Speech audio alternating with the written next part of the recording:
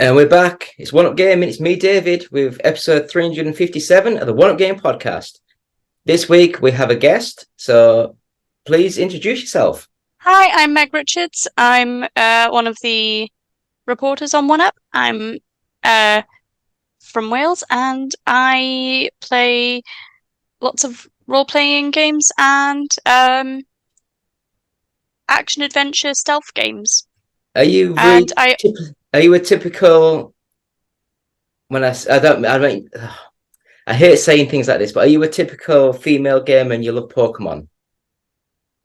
uh, mm, not really. I have a friend my one friend is one of the people who she loves farm sims and she likes stuff like Pokemon. She likes gentler games. And then she's like, and now we're going to turn to Meg, who plays games that quote sick beats to smash things to. Because she was specifically referencing Hades at that point, because I loved the soundtrack so much I bought it on CD. You don't really buy CDs now. I mean, I I've do. I've actually bought the brand new Blur album, and I've realised that the only thing I've got left that can play CD is my Xbox. Ooh. I have a CD player there that's like for that can convert like I can play CDs on my laptop, and I've Mm. got a subwoofer downstairs. So I quite often will buy a CD and stick. I also have an iPod. When I say an iPod, I mean like the old ass iPod classics. Does it have the spin wheel? Yes. So I quite often will convert my CDs to iPod music. Yeah, I mean, I think I'm gonna just get the CD to put in my collection because I've got a box of Blur stuff, and Hmm. I'll download I should buy it from iTunes or something just to have with me. I Yeah. think that's the way forward now. So it's nice to have you on board, Thank you. Nice and to be hopefully here. we'll have your first feature up on the website soon. Hmm. So I will just say before we get started, Joe Dowling, he's helps run the Four Quarters Arcade Bars. He's got a new book out called The Outrunners. So please buy that and just send him our love. Just say that you've heard it from us. Yeah. He sent me a copy of it. It's on my laptop. I've still not even opened it yet. I will have to ask my local bookshop if they got a copy. I'm sure I'll happily. I read anything.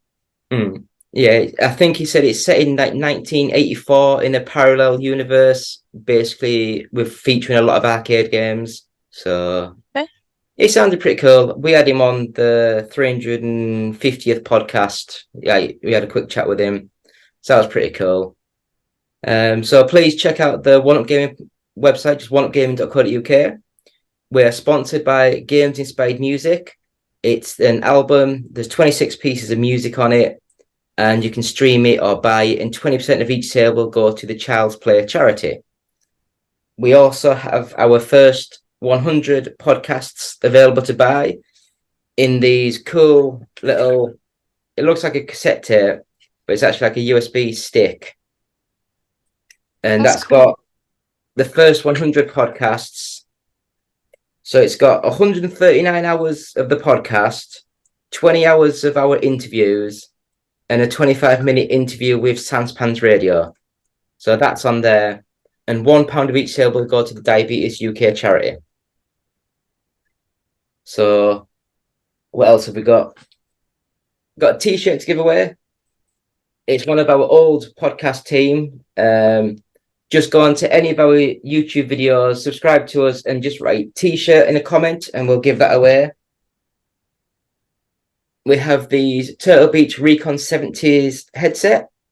Again, just subscribe to the YouTube channel and leave Recon 70 in any of our videos, and we'll give them away. Thinking what else we've got now. We have this Evercade Interplay Collection 2 cartridge. Again, just subscribe to the YouTube channel, leave a comment just saying Evercade, and we'll give that away. And I think that's all the giveaways we've got for this week. I am just going to open this. I've not opened it yet. I got sent this. Oh, I got sent the review code for. I think it's like either a sequel or a spiritual sequel to the. Is it Cosmic Smash? Sega's um, arcade and Dreamcast, sort of like not tennis, but like a futuristic sort of sporty game. And this one's, I think it's called C Smash, and it's like a PSVR 2 sort of game. So we got sent the code and we got sent this. And they said something about a limited edition poster or something. nice. I have no idea what I'm doing, to be honest. It's wrapped up well, though. Yeah, Oh, clearly they want you to open it. Oh, that is uh, certificate of authenticity, 60 of 250. So I think uh, it's just some shapes with some signature on. nice. So I have no idea what it is. So yeah, I don't know. It is Dana Log. Is that a person? Is that I don't know. But I guess go onto our YouTube channel, subscribe, and just put poster, and I'll give that away as well. Because I'm not allowed to put things up on the wall in this house, so I can't do anything. So what do you prefer, Meg or Megan? Meg. Meg, right. I don't know why. I'm just gonna think of Family Guy now.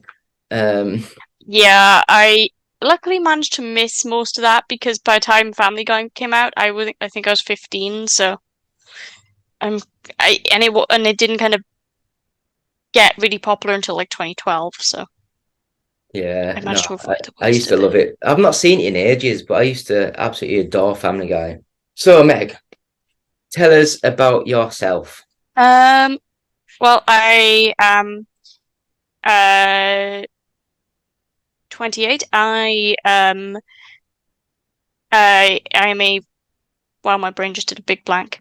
I have a 8-year-old cat called Sarandy who might break into the call at any point, like a child, during a COVID Zoom call. Um, I have I wasn't really allowed to play games much as a kid because my mum was very strict on video games, but my brother and I got around that by my brother leaving his PlayStation 1 at home without a save file cartridge and Crash Bandicoot and Tomb Raider. So I know the first level of Crash Bandicoot really, really well. Eventually, my mum relented when I asked could I get an Xbox to play Batman, Arkham Asylum, and Arkham City, and I was allowed to play a Game Boy as well. Game Boys, for some reason, were not considered video games, so I am one of those people who grew up with Pokemon, but I'm not as much of a Pokemon gamer as I used to be. And but no, my true love, and what I would consider one of my first like popular game, like not popular game, one of the first games I played was Batman Arkham, and since then I basically fell in love with the stealth game genre and the role playing genre. So I went from Batman Arkham City and to uh, nope, my brain did not. I'm trying to think what game. I'm now. I definitely remember playing the Captain America game, which is a deep cut game because it's the Captain America game that was done that was like properly commissioned by the MCU and is one of like the four MCU games you can play. Is that the And it's one the only one, the Sega ones? I think so. And it's the only one that everyone collectively agrees isn't awful. Do you know, I actually think that the Iron Man game wasn't bad. Fair. You know, And I know the Thor was Hulk one is the one. horrendous, Yeah. and I I think can't the remember what Hulk the one other is one the one was. was bad. Hulk But yeah, it Hulk. was. Yeah. No, I Captain America is pretty good and it holds up because it actually fits in it holds up if you don't think about the fact that every single villain in that game is now a a different person in the MCU. Like it's got Baron Zemo in it, but you could potentially argue that the Baron Zemo in the show is a descendant of the Baron Zemo in the game. It's weird. It has Armin Zola in it as a computer before the Winter Soldier even came out. It's a weird game. Um, I I do like my comic book games. I just remembered what game going the other comic book games. So from uh the Batman games, I then went to the Lego games. I played all most of the Lego Batman series. I have been replaying them recently with my next door neighbor's son. He is a far better gamer than me. I just reckon it's because he just grew up with his stuff, unlike me. And it's he's the one person I know who um he feeds my cat on on certain weekends, and I got a text off him the other day that went along the lines of, "I have defeated the all of level 1 of Cuphead on my own." I was like, "Wow, okay, kid's good." Uh, I have recently finished my master's degree in video game journalism, and yeah, sorry if this is I'm not. I usually write notes. And that was good because I actually got to interview a lot of as well as video games. I also play a lot of tabletop role-playing games, such as D&D. I've got a huge chest of dice over there. Um, but one of my crowning achievements was I got to interview the writer of Monster of the Week, which is my favorite. It's very easy to pick up and learn. So I've been running a Monster of the Week game, I'd say every 2 weeks for the last 5 years. Every Sunday. I I am one of the I am a gamer who will literally try anything. The only genre I have turned around and gone, not really for me, is um stuff like Fallout. No, Fallout. No, I like Fallout. I meant Nope, Fortnite. PvP, not really my thing. It it wasn't my thing growing up, and it still isn't really my thing. Like, I'll happily roleplay in a tabletop role-playing game, PvP, but the minute a controller's put into my hand, it just loses any form of entertainment value for me. Um, I have been play. I am actually. I play a lot of as well as playing a lot of new games. I replay a lot of retro games. So because I didn't really grow up with video games, a game franchise I didn't get into until the fifth or seventh, depending on how you look at it, or fifth or eighth entry into the game is Assassin's Creed. And the game that I first got into was Unity. I love that game. A lot of people don't. It got me into Assassin's Creed. I've been replaying the older games, and hopefully I'll be able to get to the ones which are on the Switch shortly. I've even been replaying the 3DS games as well, for Assassin's Creed, and as well as that, I'm hoping shortly to re-embark on a going through the old Disney Infinity games, because this nothing quite says teenage rebellion than telling your parent who didn't let you grow up with Disney that you're going to collect all 80 Disney Infinity figures. Yeah, I have all 80 of them. Even a Peter Pan one, which I'm not gonna say how I got it. I got hold of it though. Um, yeah, and that actually will come up in a one of the two games I have been playing this month. later. I'll probably compare and contrast. But no, I am a fluent Welsh speaker, and I am also sometimes can fluently speaking fluent English when my stutter's not being playing up, or my dyspraxia.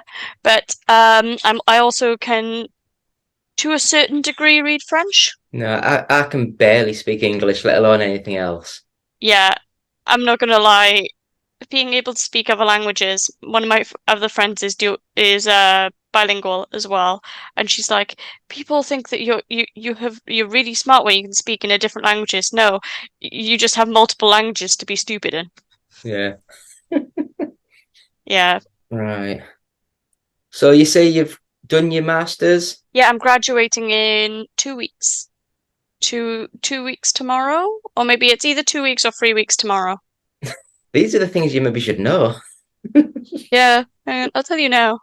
27th, so 3 weeks to Yes, three yeah, weeks sweet. tomorrow. Yeah. So And I then I'm mean, oh, you and go. then my mum and then yeah, and then afterwards my mum is taking me and my niece because my niece it's her granddaughter and can get away with murder. My mother's taking me and my niece to Disney.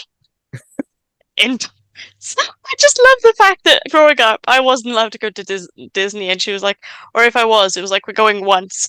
My nieces asked, and my mum said, as long as we can go shopping for nice clothes and such in Paris afterwards for my birthday, and my niece has gone, okay, Oh well. At least you get to go. yes, I'm looking forward to it. Good. So do you have your own personal YouTube channel? Do you do gameplays or anything? I do a podcast with my friend Jackie, but we're on hiatus at the moment because life. But we should be resuming shortly at some point. That's called Invert the Y-axis. The joke being we're both female gamers. Yeah. Sorry, I laugh at anything. I am a sucker for a good pun. So Invert the Y-axis is exactly my, yep, the humor. Yeah. But yeah, I also have a YouTube channel. Yes, I do have a YouTube channel. It's called Paralorgan. It only has 2 videos on it, but if you want to learn about the homoerotic history of Hades, I interviewed a student, like a antiquity student who specialized in sex and sexuality. So she had a lot of fun talking about that, and I spoke to a Twitch streamer called no, a Twitch streamer and YouTuber called The Sims Law, who basically does deep dives into the history of The Sims. I mean, like, as in the actual families, not just the games. Yeah, no, I mean, this is the second YouTube channel that I've had because my first one that I had for like 7 years, I put up, someone sent me a video and I put a quick, sort of like just a quick play of it. I thought it was stupid and funny, but the game was called Kinky Fight Club, and it was like S&M wrestling with really bad noises. And Oh dear. YouTube actually blocked and deleted my channel. Yeah, I can see why. So, but I just thought it was Yeah. funny. I didn't realize how bad it was. Yeah. So, I mean, I I used to have like every week we used to interview either a developer or someone, like someone from the publishing side of things. So I had like about 100 different interviews that all got deleted, ooh. which was annoying. Mm-hmm. And we had our Guinness World Record on there, which was like 55 hours live, and all that got deleted. Ooh. So you saw me basically dying and then falling asleep about 54 hours into it. I can imagine, yeah. Yeah, I was broken, proper broken. So I think we'll end that there and we'll have a quick break and we'll come back with the games we've been playing this week. So back in a couple of seconds. Hello, Andy. This is Colin. I won't be able to get in tonight. And we're back. Still David. Still episode 357 with Meg. Hi. So we're going to just go into what we've been playing this week. So take it away. What have you been playing? I have been playing 2 different games. Ooh. First game I've been playing is the demo for... Okay, this is a long title. Shadow Gambit: The Cursed Crew. It's simultaneously like nothing I have ever played before, but also one of the 2 closest things I have seen to a tactical Pirates of the Caribbean. Well, no, just a Pirates of the Caribbean game. It's tactical game, but all of the characters have powers like they are in the Dishonored franchise.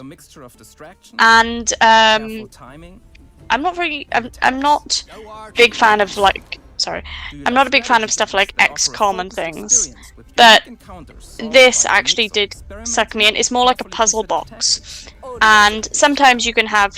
I'm currently at a sequence where I have 2 characters, and they've got objectives across the map, and sometimes you can have the 2 characters doing 2 different objectives at the same time, or almost the same time, or you can have them working together to resolve an objective.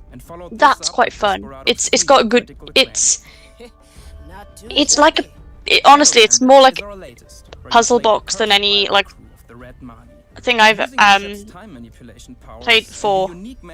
I really like the characters. They're all very, very quirky. I particularly like the ship. The ship is funny.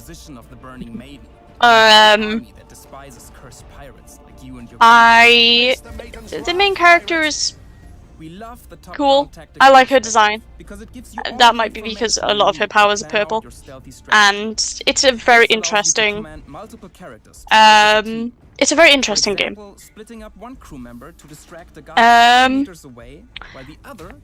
Definitely recommend if you like puzzle games. Or pirates. Or pirate games and puzzles. But the Shadow Gambit Cursed Crew. The plot is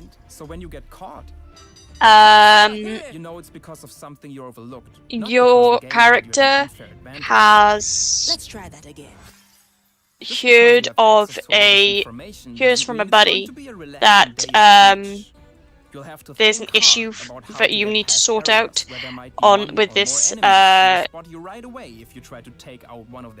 there's some issue with a ship that is run by cursed people, and you go to rescue the ship, and the ship is sentient, and the ship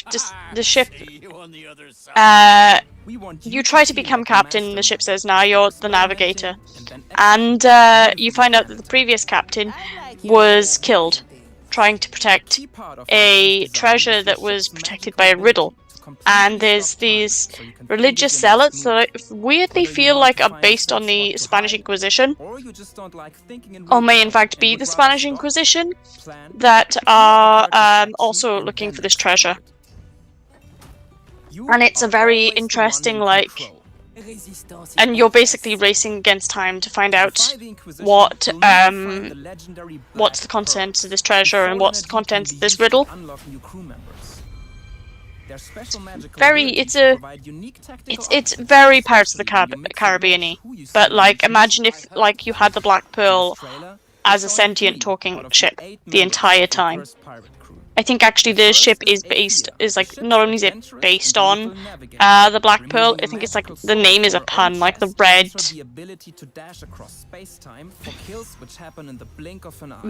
the red Maggie or something.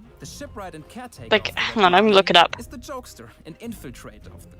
He carries an anchor, open a portal to the shadow seas.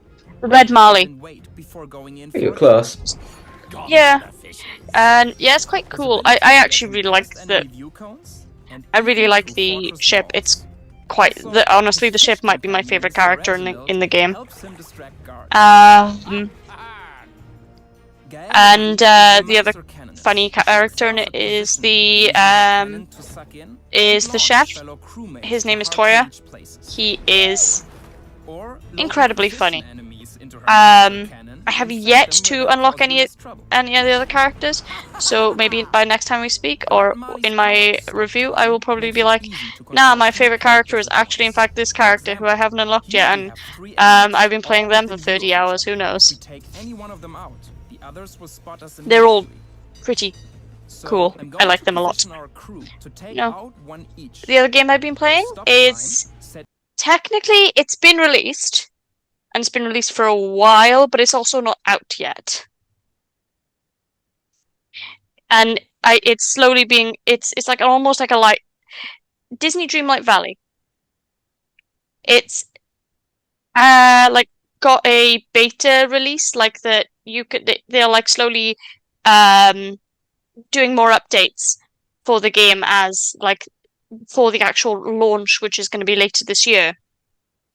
But I have been playing it since October of last year, and they finally released the final story plot, like the story update, and it's really, really good. Like, and it tackles mental health in a very, very good way. And I would really recommend, like, I would recommend the game. If you're somebody who does get really affected by mental health things, which is completely understandable, I would maybe hold off on the final update. It's called The Forgotten. It's a really good game. What the plot of the game is, you fall asleep and you wake up in this land called Disney Dreamlight Valley, and there was a calamity years ago, and you're the first new person to turn up, and you're one of the only people who can fix the valley, and you slowly bring new characters in, like the latest update had the fairy godmother. It has Scrooge McDuck, but it doesn't have Huey, Dewey, and Louie, which is annoying. You need them three. Yeah, they're like... I've been rewatching DuckTales, the 2017 version, and it's like, every time I've been watching DuckTales and I'm playing Disney Dreamlight Valley, I'm like, they could bring so much to this game. Was the 2017 DuckTales any good? Yeah, I used to watch the original when I was a kid. It has so many shout-outs to the original. It makes Webby an actual tolerable character. It has David Tennant as Scrooge, so a lot of times it can kind of feel a bit like, oh, this is just a continuation of the old Doctor Who's and stuff. Like, Magica is voiced by famously David Tennant's English best friend, which is Catherine Tate. And she is funny. She is one of the best things in this DuckTales 2017. Yeah. I would recommend DuckTales 2017 to anyone, especially if you need something that has a plot that's continuous but isn't heavy. And it's a really good, and it's a show where fun and making things meaningful and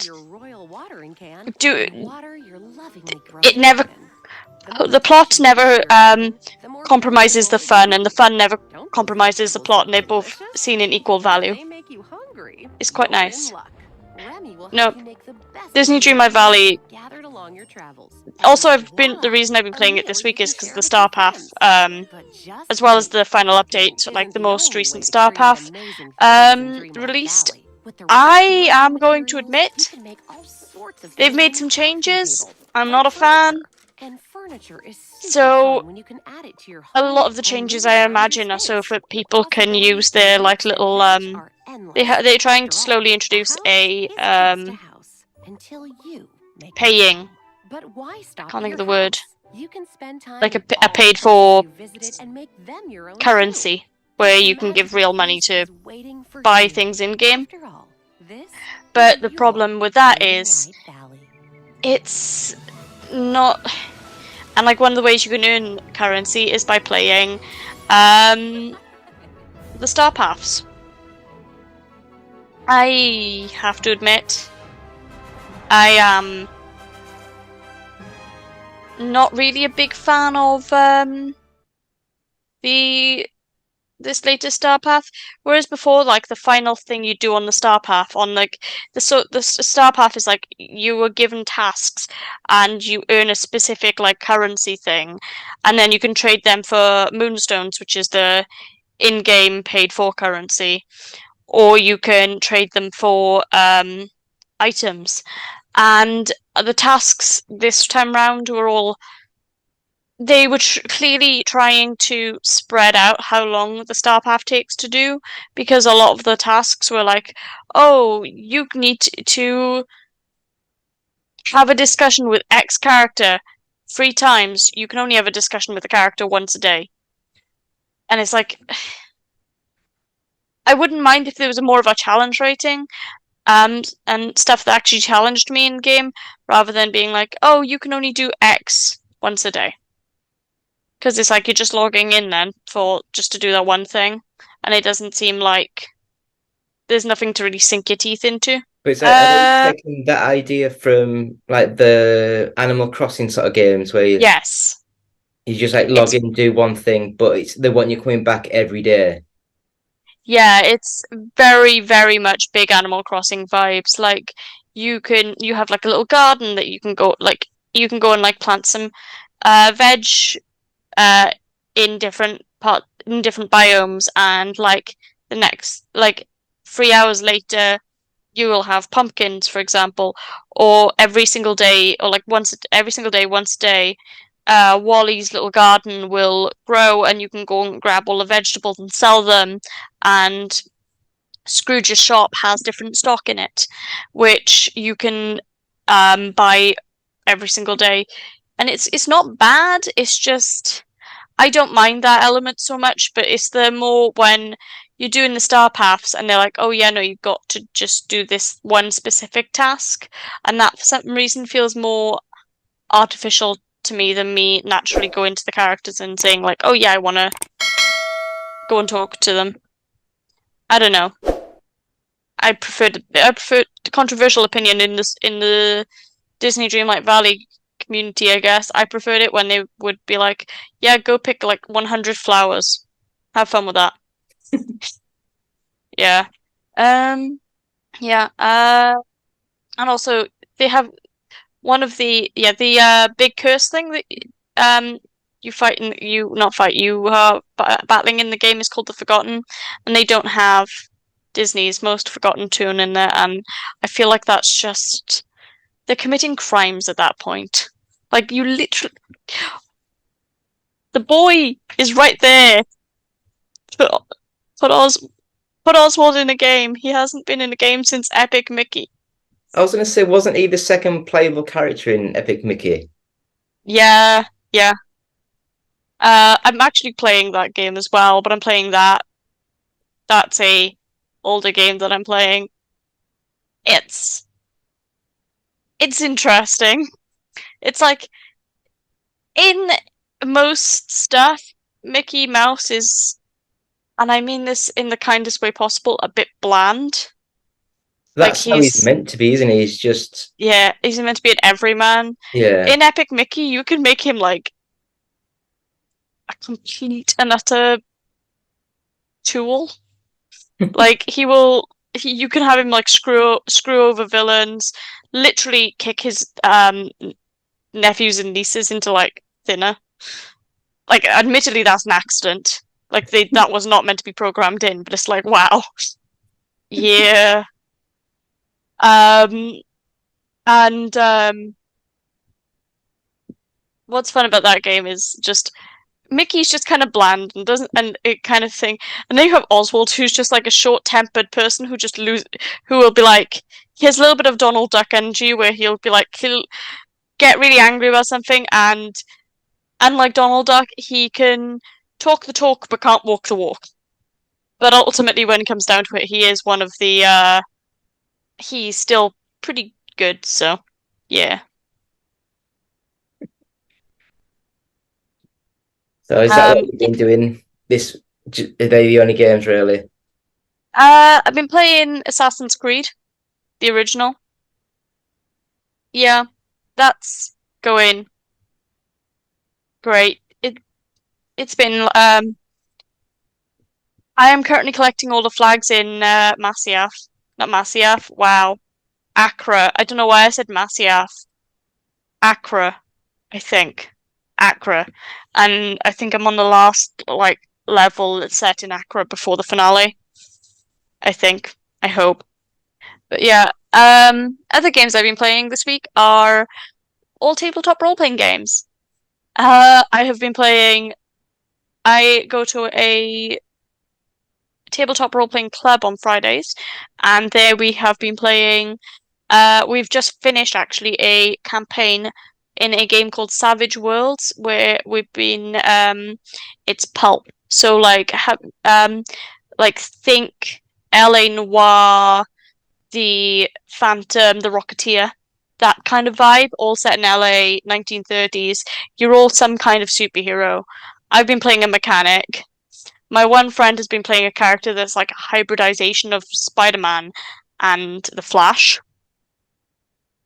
Um, and someone else has been playing a Rocketeer, but if the Rocketeer was a black man and was employed by the army. So he had his character had a like white man be his stunt double essentially. For like whenever they'd be like, oh, we need to do PR with I've forgotten what his character's name. We need to do a PR with this character, and they'd be like, he'll take off the helmet and go behind a curtain, and a white man will walk out. Then in my Sunday game, we've been playing 2 campaigns of Monster of the Week concurrently because I am nothing but ambitious. In the one, the entire group have been the entire party were invited to this city called Dendro, which is all the entirety of the town is built like a tree.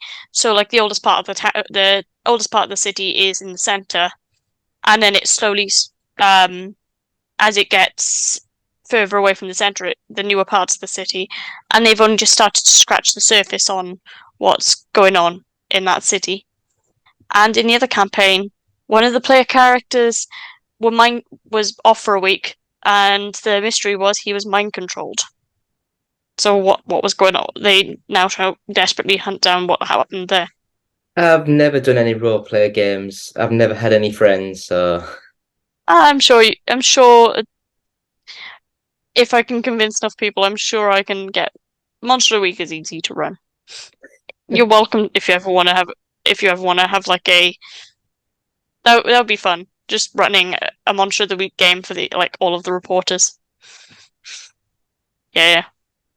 Yeah, but that does cover it. That's been what I've been playing all week. hmm. So Lots. What? very varied. Yes. So the games I've been playing, it's like I work 40 odd hours a week, maybe even 60 hours a week sometimes. I do 14-hour shifts. I do Mm. sleepovers. So I'm out of the house for like 3 days in a row. Mm-hmm. So when I come back to do this sort of thing, it's I try and get a quick play up on the YouTube channel every single day. So I play like 20 minutes, half an hour of a game every day. I never get a chance to sit and play a game for 2, 3, 4 hours. Mm. So I like quick starting action, combat, racing, fighting, those sort of games, something that you can get quickly into the actual game. Yeah. I do like the occasional full story sort of game, ones where you don't actually do much gameplay, but it's like was it Azura's Wrath on the 360? It was like a anime sort of cartoon. Yeah. it kept it every 20 minutes it cut off with a previously on, and then it like, cut to trail like adverts and stuff, and it come back onto the, and now the continuing stuff. It was really well done, and you could play 20 minutes at a time and just save it. Mm-hmm. But the reason why my games I play are just so random is I just download whatever I can on the Xbox or on the PlayStation and just Mm-hmm. play a random game at a time. So I've got like my weekly stuff here. So I've got the first game was Amnesia, the bunker, Ooh, I've interviewed them, the bunker, and the people. it's uh, you can tell it's a budget game. Mm-hmm. You know what I mean? It's got Yeah. the feel and the movement of like an Unreal Engine basic game. They've got a bit of Mm-hmm. fog and the grain effect to make it look like set in like the 1940s or whatever, like the old grainy effect. Yeah. Quite enjoyed what I was playing, Mm-hmm. but it got to, like I say, about half an hour into the game and it got more into the puzzle side of things. And I just didn't have the time to sit there and go through the bits and bobs. And but Yeah. what I played, I quite enjoyed. I like the dark atmosphere, like the graphics look nice. It was just a nice, slow, drip fed sort of game as you were getting into it. Mm-hmm. Sorry, I got distracted. Did you say Amnesia and the Bunker, or Amnesia the Bunker? Because that's a completely different game to what I thought it was. Yeah, it's Amnesia the Bunker. Oh yeah, no, I have not spoken to those people. I thought you were speaking about a different game I was thinking, and as you were describing it, I was going, "This isn't the game I know."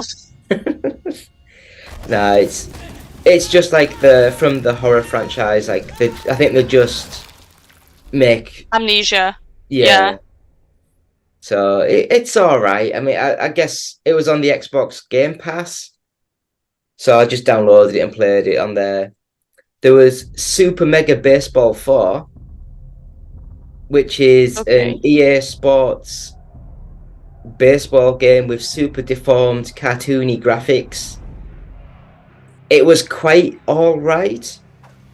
I think I preferred this game more than the Sony's MLB The Show, and everyone Okay. raves how good that game is. Mhm. But it was just a fun arcadeified baseball game. I don't know about you guys in Wales, but in England, I know nothing about baseball. It's Rounders, isn't it? Basically, yeah. Yeah. I don't know. We're probably gonna get like hate for this, and I'm like, I'm sorry, we're British. I remember it must have been about 5, 6 years ago. I was talking on one of these, and I said that I didn't get Zelda, and I just didn't like the series. And I had one person email me, literally crying that how dare I say things like that. I thought, well, it's my opinion. It's you know, but yeah, I invited Yeah. him to come on to the show, and he said no because I just ridicule him. I wouldn't. I'm a nice guy Yeah, sometimes. no. I mean, I like Zelda, but like, I also understand that people have different opinions, and that's valid. I mean, the newer ones, the two new ones on the Switch, I've Mm. enjoyed them. Yeah. The older ones, the top-down ones, I never got into, and the original two 3D ones, the Mm. Ocarina of Time and the Majora's Mask, Majora's Mask. I played them for a couple of hours, and I just didn't fully get into it. I could see the appeal, especially when they first came out in 98, 99 Yeah. time. I could see that they would have been groundbreaking. But Hmm. now with the control scheme and the N64 pad, it's just a Yeah. little bit pedantic to get into the controls now. It's like Yeah. GoldenEye, the controls on that are horrendous now. Yeah. I have Ocarina of Time. I've never finished it. I have it for the 3DS.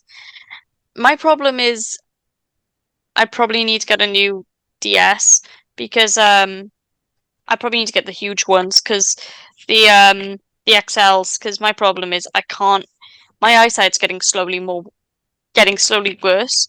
I don't notice it that much until I'm playing Ocarina of Time. Like, wow, I used to game on this like little thing. Oh my God. And I guess the text to be that small. Yeah, it's difficult. So, talking about role playing games, I've had a quick go at Rune Factory 4 Special, Okay.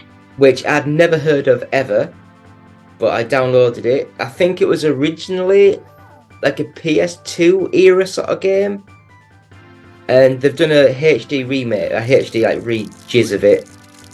And you start off with Amnesia, which is like just about every JRPG that I've ever played. You start Yeah. with Amnesia, and there's a talking dragon who's a queen, which is really random that you're talking to.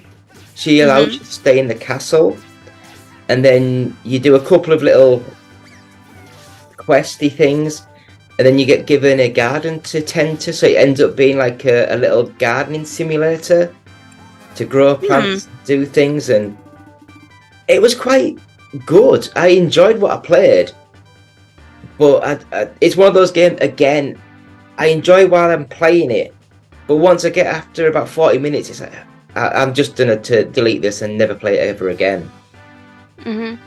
But the graphics looked quite cute, the characters were quite decent, and I was enjoying my time with, and I could understand getting into the story and working out what was going on.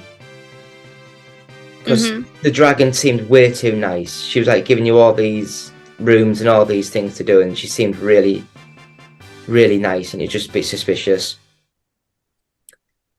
Next game that I played, a little bit more random, and it's Midnight Club Los Angeles on the 360. Okay.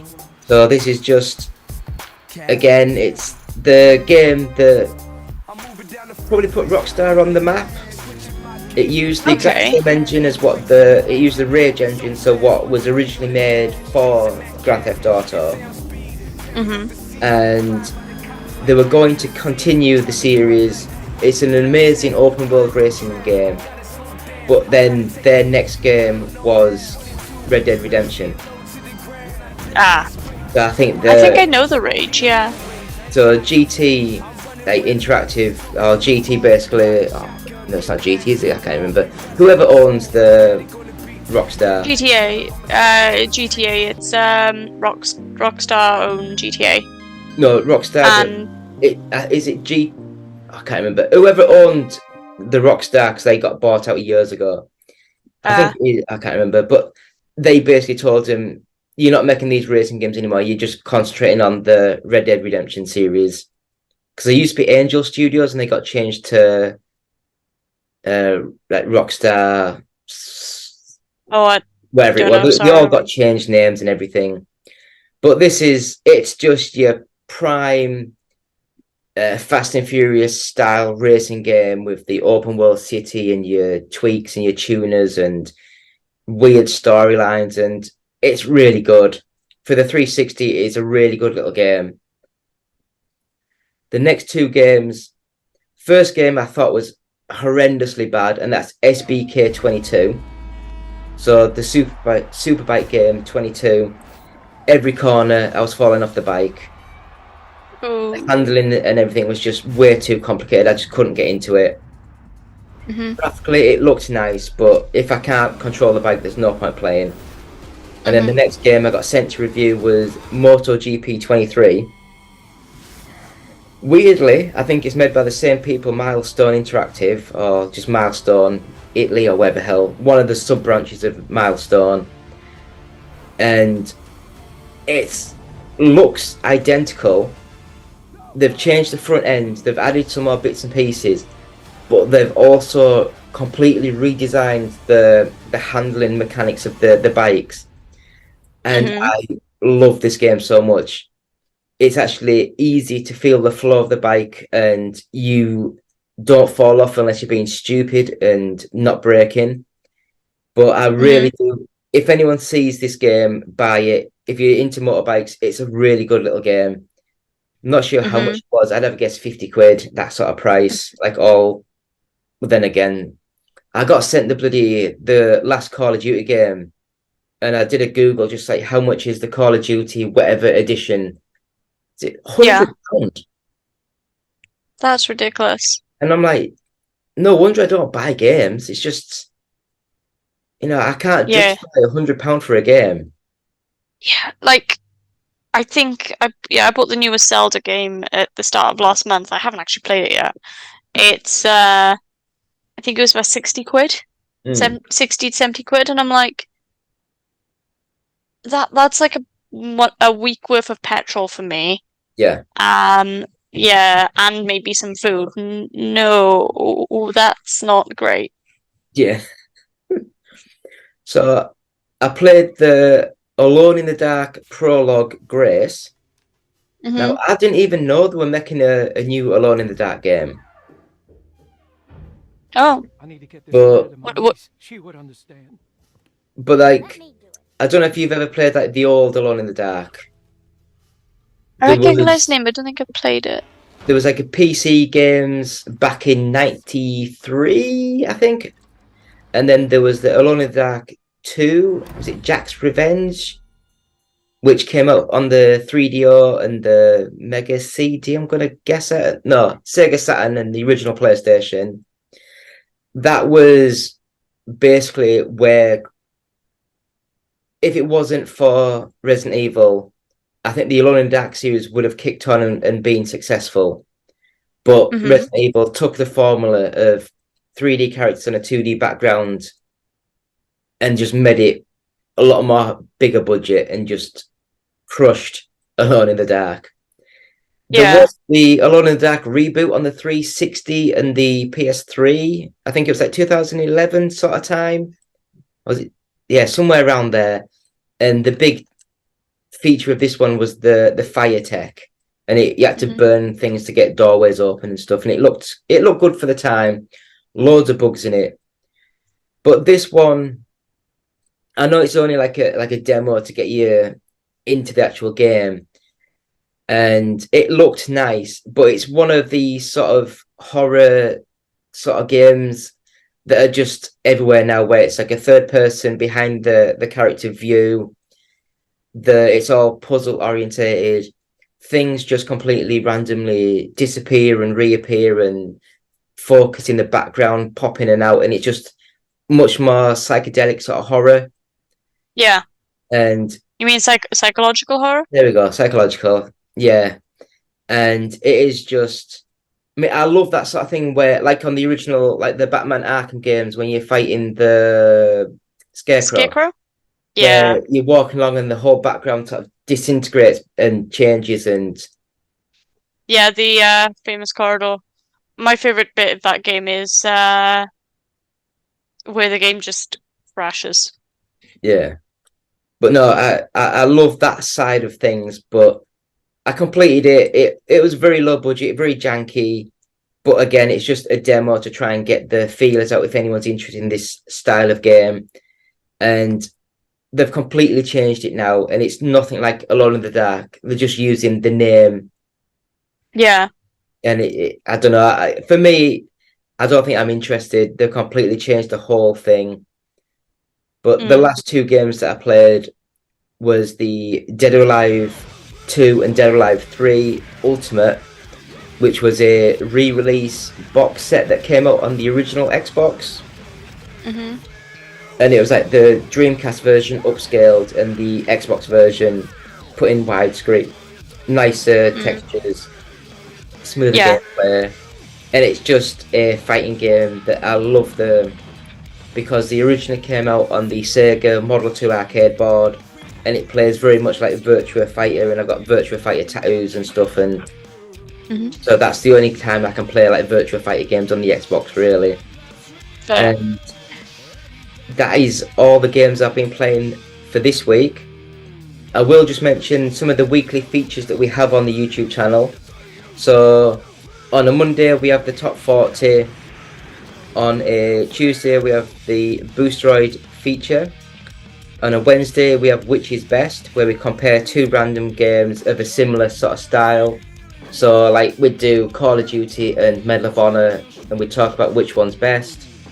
We have a Retro Thursday, so we just have a retro game that we play and we talk over. We have the podcast on a Friday. We have the What Games We've Played This Week on a Saturday. and we have the weekly news on a Sunday. So that is what we do every week on the YouTube channel. So I will just say thank you all for watching. We'll have a quick break, come back with this week's news. So again, thank you, Meg, and we will come back in a second.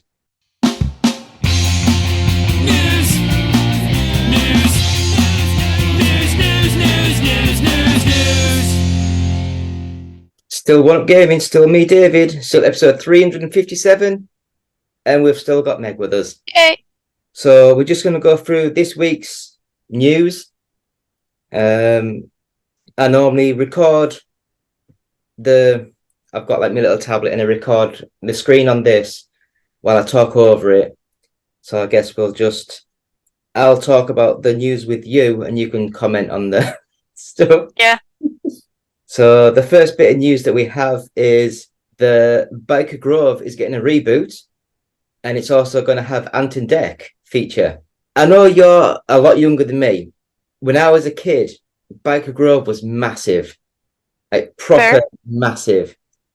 I don't know if you've seen it or heard of it. Sorry, I haven't. But that said, I didn't really watch much Ant and Dec stuff. I watched their stuff on CBBC. I want to say. I don't even think that was them. I'm not sure. Because Ant and Dec, that's what they're called now, but 20 odd years ago they were called PJ and Duncan, because that's where they had like 90s hits, like music. They were actually singers, and they also starred, I think they were like 15 or 16 in, it was like imagine EastEnders or something like that, but setting up in a school, and that was what Biker Grove was. So it was like a high school soap opera thingy with characters, and there was some serious sort of like storylines. There was one where one of the children like overdosed on drugs and stuff, and it really was quite a hard-hitting sort of series. Now, I'm going to sound horrible because I am from the north of England, and it was set in Newcastle's Biker Grove. Mm-hmm. And I never watched it. I was too busy watching Transformers and all these old like Hero Turtles, or as the Americans call it, Ninja Turtles. Yeah, I've got a friend who absolutely loves Teenage Mutant Ninja Turtles. Yeah. I was always more of a Power Rangers fan. I love the intro, the music. Yeah, no, I can see why. Yeah, it's good music. But yeah, so the BBC are going back and they're doing this as a reboot. Now, I wonder if they would, as I would like to say, Disneyfy it and make it very, very child friendly now. They get rid of all the hard edges and just really. Yeah. I think nowadays there's too many people that complain over anything. I mean, to be fair, like I've been thinking this a lot actually with Doctor Who, because Disney own part of Doctor Who now in America, and they've actually interfered with one of the plot lines. I can't remember what it was, but no, they've said not to do something. But yeah, no, I can imagine if it was just straight BBC, I imagine they wouldn't not. Sorry. I imagine they wouldn't change things too much, but if it's something they're doing in conjunction with Disney, I imagine they could potentially make it more appealing to an international audience, is is the polite way of putting it. So by which our politics in the UK is so much more. We're much more prepared to say what something is than people are in America, but that is because we're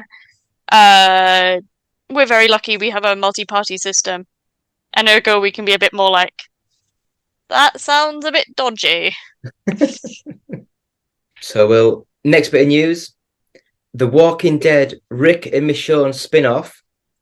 They've confirmed it, and it's got a new title, and like logo, which reading that news, it sounds as though it's gonna be called The Walking Dead something. But looking at this news story, it is just called The Walking Dead, Rick and Michonne. So it's like, all right. So they've just officially announced that is what it's called. Oh, well, yeah. I never watched The Walking Dead. I've watched like one scene because it had a song I liked in it. I love The Walking Dead. Well, I say I love The Walking Dead. I loved the first season of The Walking Dead. The second season, I think because of the writers' strike at the time, I think they just recorded what they could and didn't change anything, and it was just a Yeah. disaster of a season. And then Mm. the third season was really good. And then after that, it's not been great. It's had the good episode here and there. hmm But because I was already 5 years into it at that time, I thought, I might as well just watch it now. And I've just managed to finish the season now because it finished last year, I think. hmm And I've just like watched them on TV, and I was actually I liked how they ended it. It was a nice ending. hmm But now they've got like 4 or 5 spin-off series coming with like 4 or 5 of the main characters. They're all doing their own spin-off show. Mm. Um, so I guess we'll have to wait and see how some of these come about.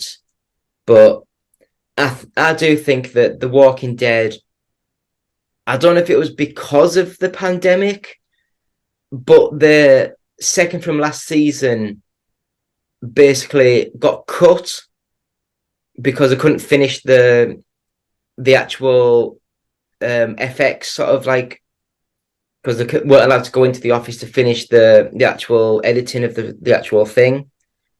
hmm And I just think that because of what happened, there was like a year's delay, and then when they came back, they didn't do a new season. They just added 6 or 8 episodes to the end of that season. Mm. And because of the new COVID rules, it focused on individual characters because they were allowed to have loads of people together. Yeah. So it was like individual stories going back in time to explain people's how they got to where they were. But it was just like long-winded stories that no one needed to know. Fair. No, I can imagine that must be difficult for stuff like Walking Dead, yeah.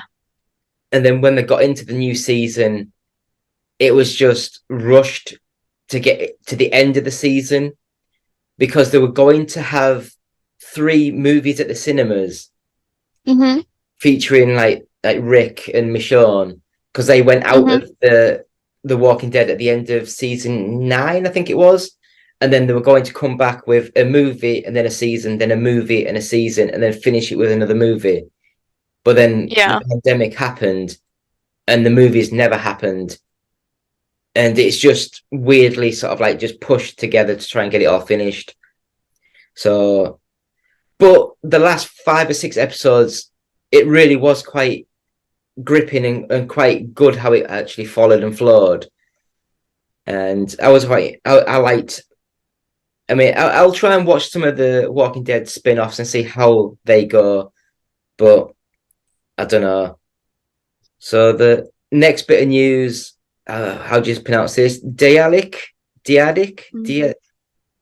Um, how do you spell it? Diadalic Entertainment is ending internal development. So their work on the new Lord of the Rings game has been halted. So their last official game is the Lord of the Rings Gollum, and they're laying off Okay. 5 staff. Oh, that's not great. But I will say, their last game that they made, if that's Gollum, it's a shit way to end the company because that game is atrocious. Yeah, I haven't played it, so I can't comment. But I mean, if I was to tell you, oh, we've got the Lord of the Rings license, what should we do? Oh, we'll make a game focused on a character that can't fight, can't have any combat, and he's just trying to hide from characters through the whole game, and it's just not very good. Depends on like how you did it. If you did like a horror kind of game, it could work. Oh no, they didn't. They just took the worst bits of the Batman Arkham games, of the stealthy sort of, and it's basically like a action platformer without any action. I mean, I like those parts of the Arkham game, so I'm not going to comment. But no, I can see why that might be. I think I can see what the issue would be. Yeah, I'd have to play the. I'm very nervous about like saying too much because I haven't played the game, so I don't really Yeah. want to. Mm. Yeah. But no, I wasn't impressed. I'll put it that way.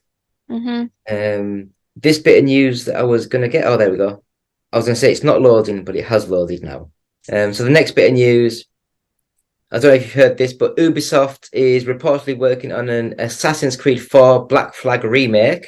Just remake the original first before that, because like you can. Assassin's Creed Black Flag is already on the Switch. Like that, you don't need a remake for the Xbox. It came out for the Xbox One, not like the Xbox 360. But it's like I Sorry. don't know if you know, but it's rumored that Ubisoft Singapore is heavily involved in the game's development, and they're the studio that's actually making Skull and Bones. So Skull and Bones was meant to be a DLC add-on for Black Flag, and then it spun off to make its own game.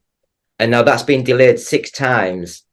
And the studio making Skull and Bones are actually now making a remake of the game that was originally the original game for their game. hmm And it's just, I don't know what the hell's going on. It's an absolute mess.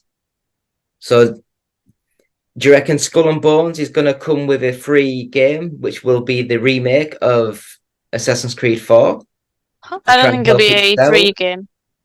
I don't think it'll be a free game. It's just It'll going to end be up, weird. yeah. But I mean, I quite enjoyed Black Flag. I thought it was quite a decent game. Yeah, I like Black Flag.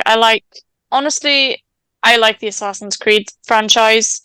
Um, Skull and Bones, I think it's gonna come out and just die. I don't mind Skull and Bones if the Skull and Bones is the pirate game, right? Yes. Yeah, Skull and Bones. I've played a bit of it. I enjoy it, but I think it's needs to be divorced from the Assassin's Creed stuff. If you have it as its own separate IP, I think it could. There is enough interest in pirates that it could hold its own. That could hold it up, but it would need to be marketed with a lot of, "Hey, this is pirates. This is for the pirates fans." Hmm. Yeah, which is kind of a little bit difficult these days, I'm aware, but occasionally, like, there has been like a less with video games, more with movies, but there's been like, we are definitely getting to a point now where people are getting a bit fed up with franchises. I have noticed. Or like IP from stuff like, people are a bit fed up of established IP, but then and something new comes out and people are like, oh, I don't know how I feel about this.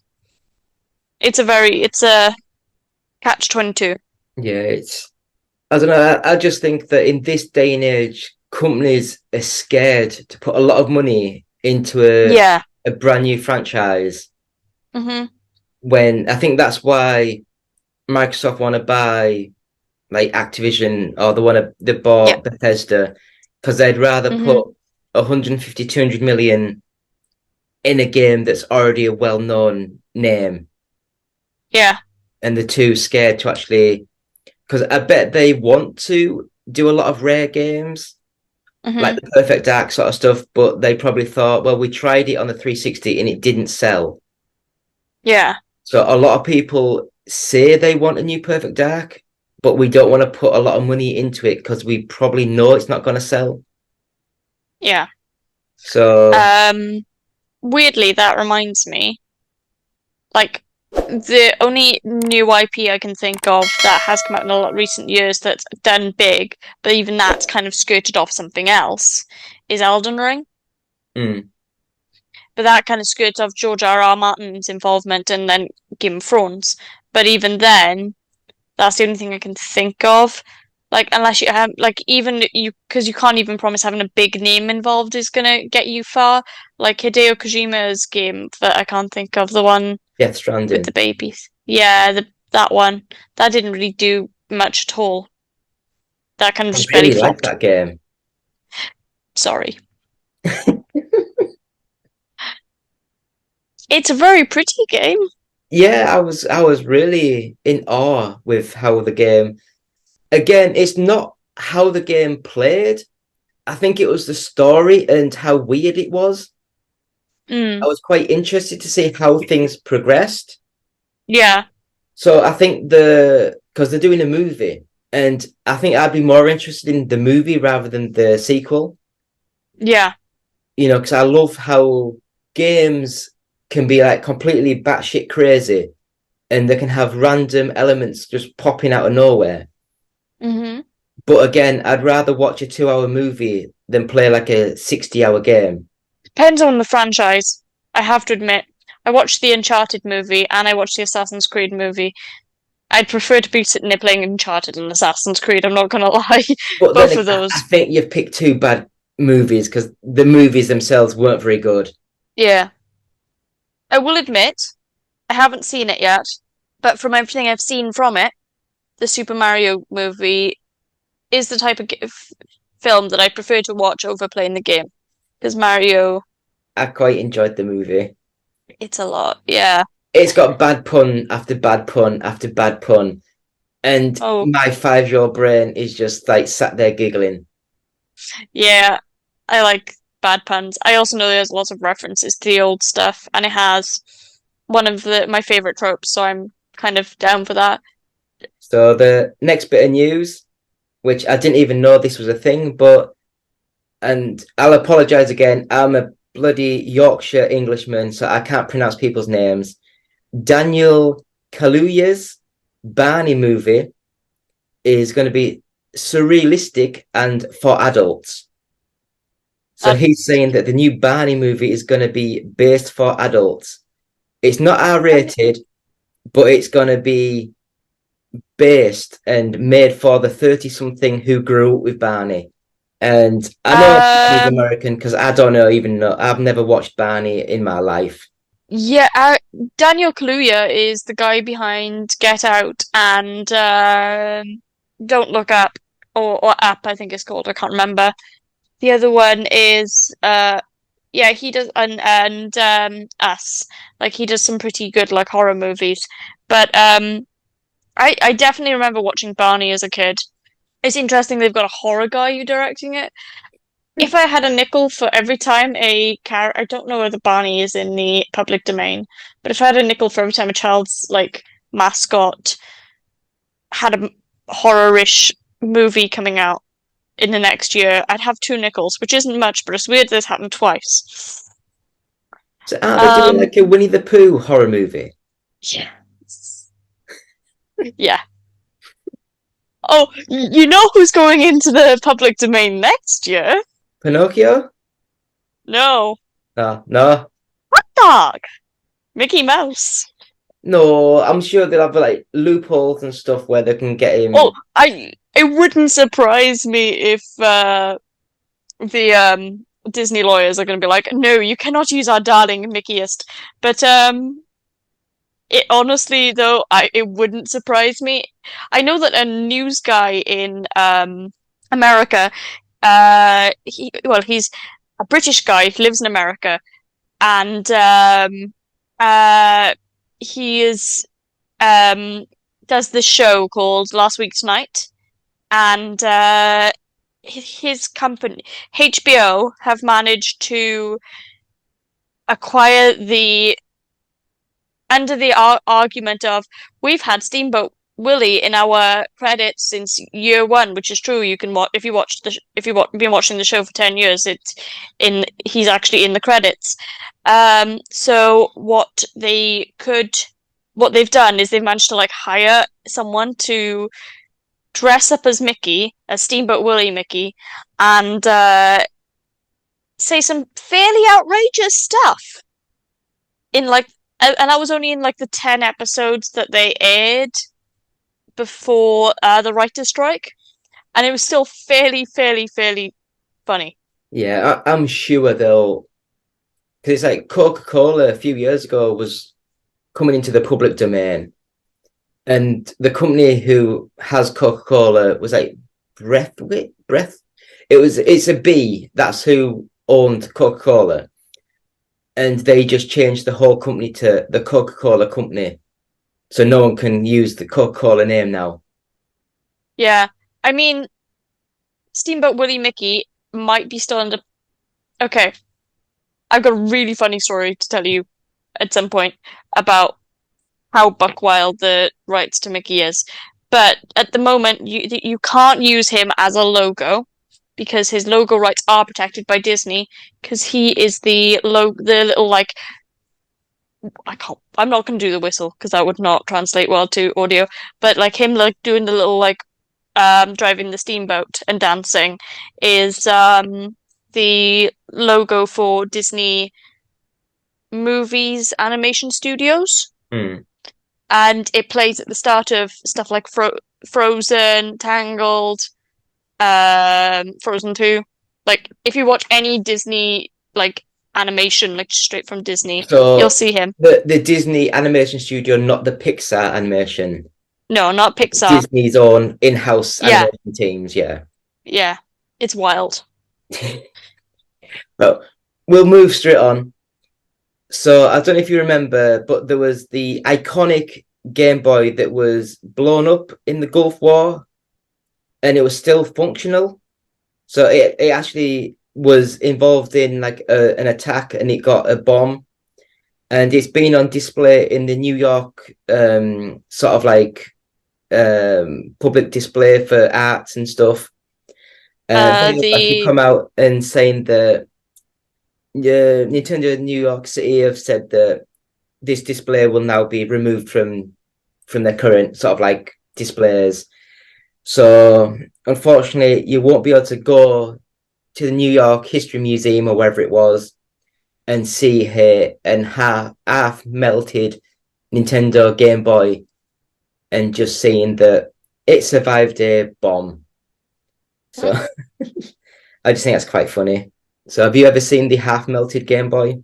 no, but I can believe how bricky those things are that it survived.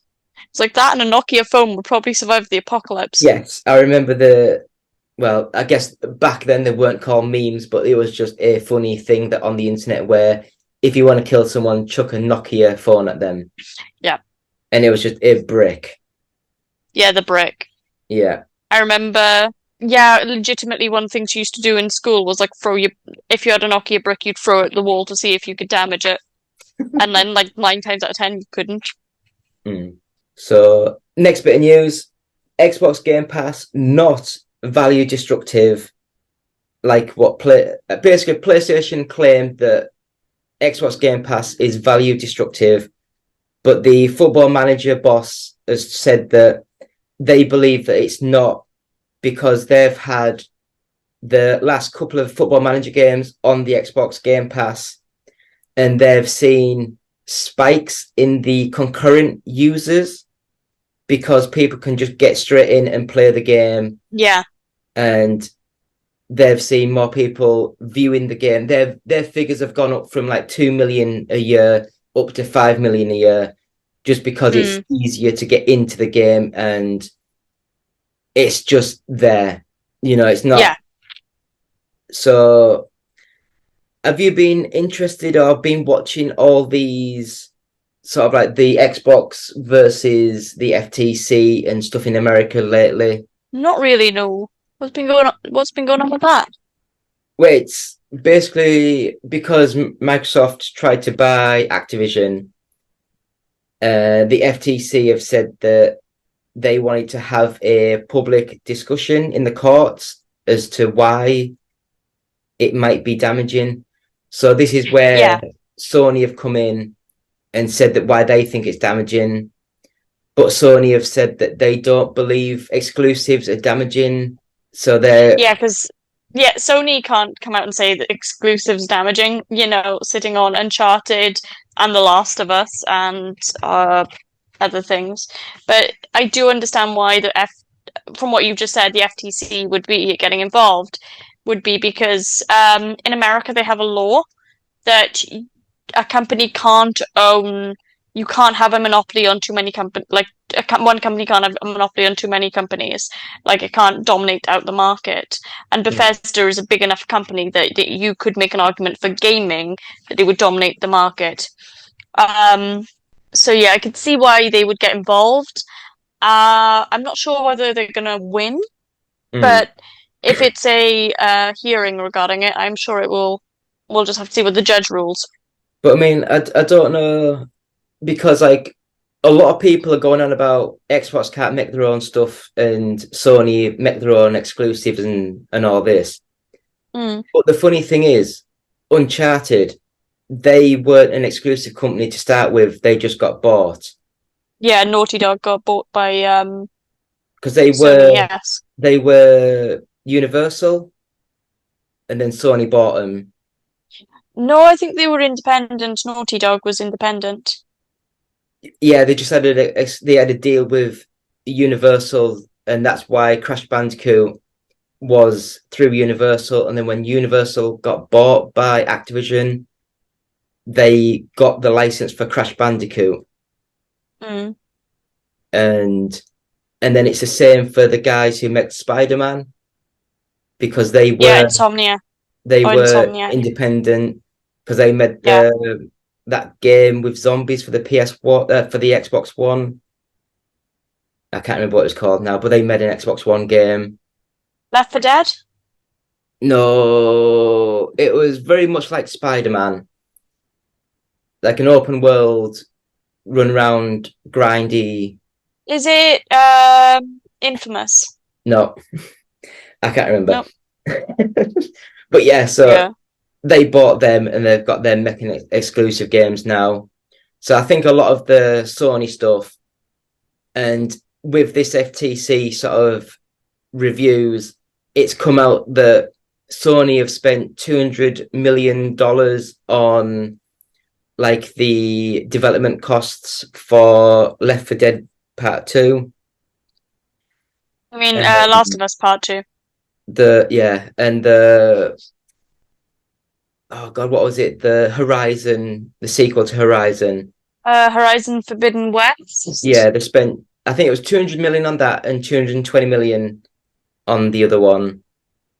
And they also came about saying that the reason why Final Fantasy 16 is a PlayStation exclusive because they had internal emails with Square Enix and the PlayStation boss basically said, how many copies did you sell of Final Fantasy 15 on the Xbox? We will just pay you how much $1 million that cost Yeah, to cover the cost of you not releasing it on the Xbox. yeah, So basically, all those emails have come out because the FTC were like, how come certain exclusives are allowed and certain exclusives PlayStation are saying is damaging to the industry? yeah, And it basically comes out that PlayStation are very two-faced and they'll do whatever they can to try and make other things look yeah. worse than what they actually are, just because they don't want to lose Call of Duty. Mm. Or any of their exclusives, really. Yeah. So the last bit of news that I've got here, again, I never knew nothing about, but J.J. Abrams is making a movie of Hot Wheels. So it's going to Okay. be emotional and grounded and gritty. So expect lots of lens flares.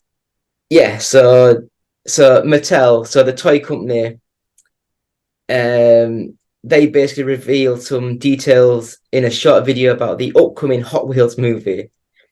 For a long time, we were talking to Mattel about Hot Wheels. We couldn't quite find that thing that clicked to make it worthy of what Hot Wheels deserved. Then we came up with something emotional, grounded, and gritty. I'm just at a gas in how I don't even know how the hell this is going to work as a Yeah. movie. Yeah, not only that, J.J. Abrams is, I think he's the guy who does the, oh, there's a mystery in the box, a mystery box, and you don't know what's inside it. and that's how you keep them hooked. And I'm like, I think I might be mixing up people. No, I'm fairly certain that's J.J. Abrams. And it's like, yeah, that really backfired with you really badly with the Star Wars movies. Well, it's like he did the reboots of the Star Trek. Mm-hmm. That was actually really well done. Yeah, I And like he them as well. also did the found footage monster attack in New York. Cloverfield. Yeah, he did that one. That was quite good. And then he did the Star Wars. But I think by the Yeah. time he went into Star Wars, I think a lot of the fans were jaded by the Star Wars being a new movie every year. No, he was the one. He did The Force Awakens, which is considered out of the sequels the best of the sequel trilogy. Mm. But then he also stepped back in to do Episode 9 to basically clear up the mess that was Episode 8. But the problem was there was no like continuity director or anything on that series. The other series that, yeah, he also worked on Lost. If you ever Mm. watched that, I didn't. I watched a couple of episodes, but I didn't. I was just lost with the plot. Yeah, should be weird. The Mattel Hot Wheels J.J. Abrams movie. Yeah. I literally just don't understand how that can be a movie. Mm-hmm. Unless they're going to go down the route of like the Lego movie where it's the cars are kind of semi-real and it turns out that it's just kids playing it with the cars. I don't know. I think it depends on how the Barbie movie is because that's also Mattel. Do you know what? And I think that's where did I read? I read somewhere that the trailer got banned. Was it Germany? It was like sexual reference or something stupid in the trailer or something got banned. I was reading something the other day because I was quite shocked that there's a Barbie movie. Oh, I'm looking forward to it. It looks so stupid in the greatest way possible. Oh God. What the hell are we doing in life anymore? I don't know. Right, so that's the news. Nothing important this week. Yeah, nothing Finish on Barbie. Yeah. So we'll have a quick break and we'll be back with the UK Top 40 and our goodbyes.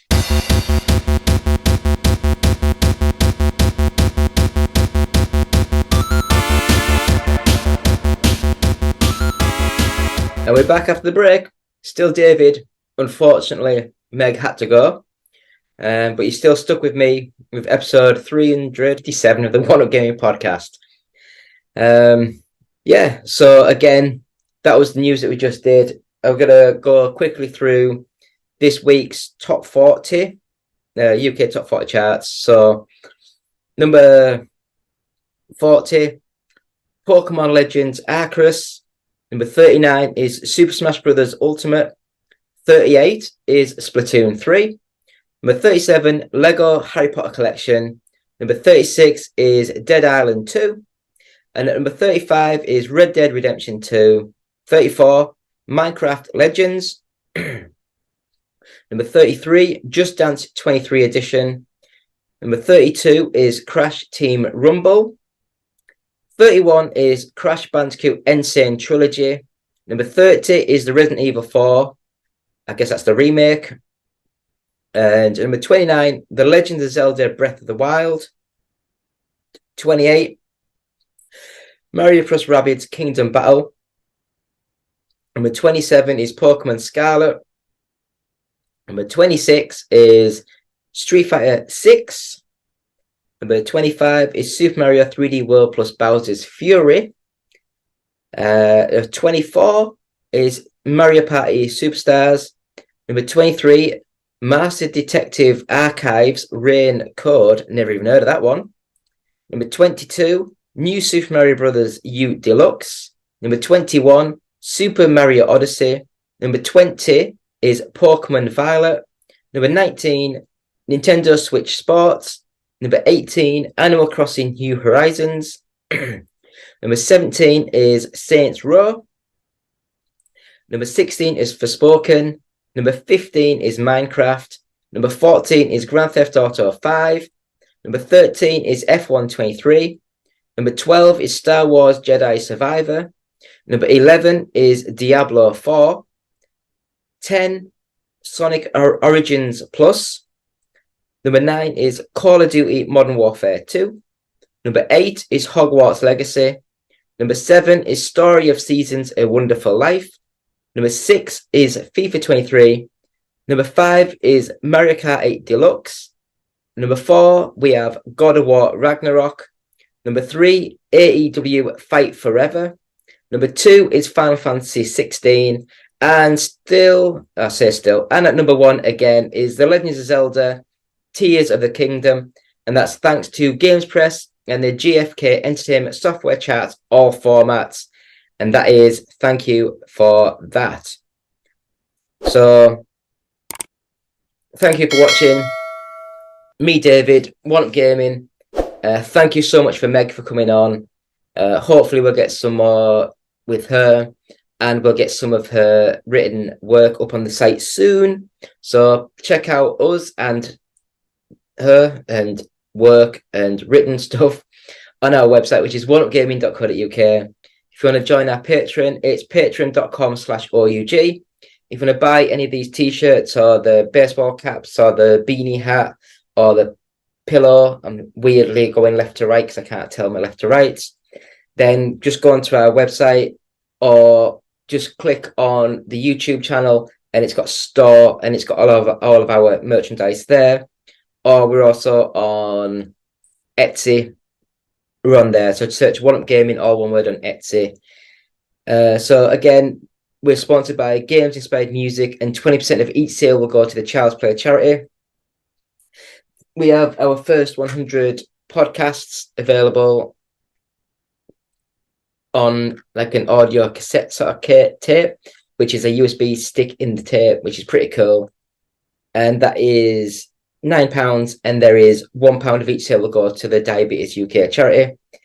Anyone that wondering why I choose the Diabetes UK charity, I am diabetic. I have a little sensor on me to keep my blood sugars in check. So I just like to donate that to the Diabetes UK charity because they do a lot. We have Amazon links on the website, so please use them if you're buying through Amazon. We're on Facebook, just search One Up Gaming, and we're on YouTube. Hopefully you're watching us. Subscribe, like, comment, bell, all that stuff. You can win the headset, so just subscribe to the YouTube channel and leave a comment of Recon70 on any video for that. A t-shirt, again, subscribe, leave a comment of t-shirt on any video. We have the Evercade, I guess it's the Interplay Collection 2, and just leave a comment of Evercade on any video and subscribe for a chance to win that. I've got this. I just got this, didn't I? Opened this out earlier on today, which I was actually quite impressed with. It's like a poster. It's like limited edition signed for C Smash VRS, which is basically like a virtual semi-sequel, spiritual sequel to Cosmic Smash from the arcade and I guess Dreamcast. Was it Dreamcast it was on? And this is a certificate of authenticity. So this is number 60 of 250 for Rapid Eye Movers Wolf and Wood, licensed by Sega for C Smash VRS. So just subscribe to the YouTube channel and put on poster on any video, and we'll send that out to a lucky winner. And that is it, my friends. If you want to watch us on Twitch, we're on twitch.tv/OUG official. Actually, I might have changed that now. Did I change my Twitch? Was it OUG UK? Can't remember. Try either OUG official or OUG UK. Have a look. We're on Twitter, which is @OUG official.